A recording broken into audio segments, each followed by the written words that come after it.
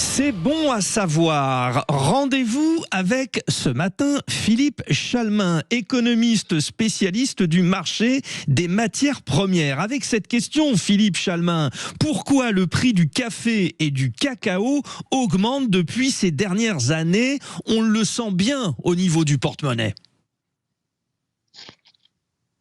Allô ? Oui, Philippe Chalmin, vous m'avez... Excusez-moi. Ah, vous étiez distrait. Peut-être étiez-vous avec votre café qui coûte de plus en plus cher. Alors donc... Alors, vous avez totalement raison en ce qui concerne le café. En ce qui concerne le cacao, il avait atteint des sommets exactement il y a un an.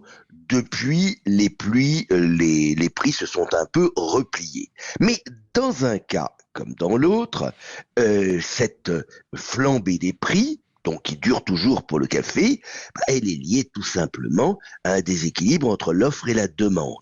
La demande de café, tout comme d'ailleurs la demande de cacao, augmente avec non seulement le développement de la consommation.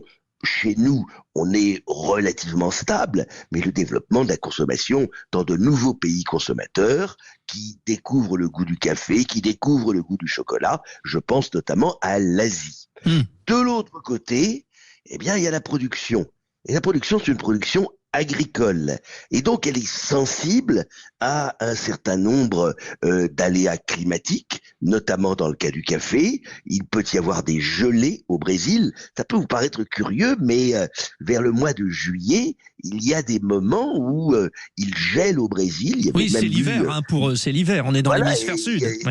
Il y a 2 ou 3 ans, il y avait eu même des accidents de voitures, des gens n'arrivaient pas à conduire sur le verglas. C'est vous dire, le caféier est un arbre très sensible à ce genre de choses. Il y a eu aussi des sécheresses, toujours sur le café. Le deuxième producteur mondial de café, c'est le Vietnam. Ça, on l'ignore un petit peu, mais et là, il y avait eu des sécheresses, etc. Quant au cacao, c'est un arbre qui peut être sensible à des maladies, et il y a une maladie notamment qu'on appelle la maladie du balai de sorcière, qui a fait de très gros dégâts. De nouvelles maladies se sont répandues, et le potentiel de production de la grande zone qui est la Côte d'Ivoire, le Ghana, donc l'Afrique de l'Ouest, s'est quelque peu réduit. Et donc on s'est trouvé dans un cas comme dans l'autre, avec des situations de déficit potentiel. Les prix ont flambé. Alors, ils ont flambé de manière extraordinaire. Je vous donne quelques chiffres simplement. Dans les années 2010, la tonne de cacao, elle se baladait entre 1500 et 2500 dollars. Eh bien, au maximum, on était en décembre 2024, janvier 2025, on a atteint 12 000 dollars la tonne. Vous voyez, une multiplication par 5 à peu près. Aujourd'hui, on n'est plus qu'à 6 500 dollars la tonne, ce qui est déjà quand même très élevé. C'est considérable. Alors, comment les grands groupes chocolatiers, Philippe Chalmin, réagissent, les groupes chocolatiers spécialisés dans le café et les producteurs? C'est quoi la parade ? Écoutez, la parade, bien entendu, ce sont des groupes qui vont acheter longtemps à l'avance pour couvrir leurs approvisionnements. En clair, les chocolats que nous allons manger à Noël, puisque nous en approchons, ça arrive à grands pas, sont fabriqués à partir de cacao dont le prix a été fixé souvent 6 ou 9 mois à l'avance. Alors il y a des augmentations de prix.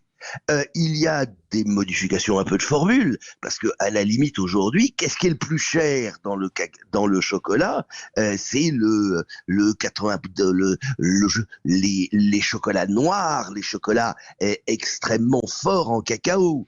À la limite, un chocolat au lait avec plus de noisettes, plus de raisins, etc. Paradoxalement, ça coûte un peu moins cher. Et puis, alors malheureusement aussi, autant le café, on ne peut pas vraiment le remplacer. Bon, Chicorée, c'est quand même pas si génial que ça. Donc, le café, on a du mal à le remplacer. Le cacao, on peut le remplacer. Et il y a déjà des gens qui font pratiquement du chocolat sans cacao. Alors, on n'en a pas le droit. L'appellation chocolat, elle est contrôlée dans un certain nombre de pays, mais elle n'est pas toujours partout. Et puis, on peut toujours rajouter une saveur.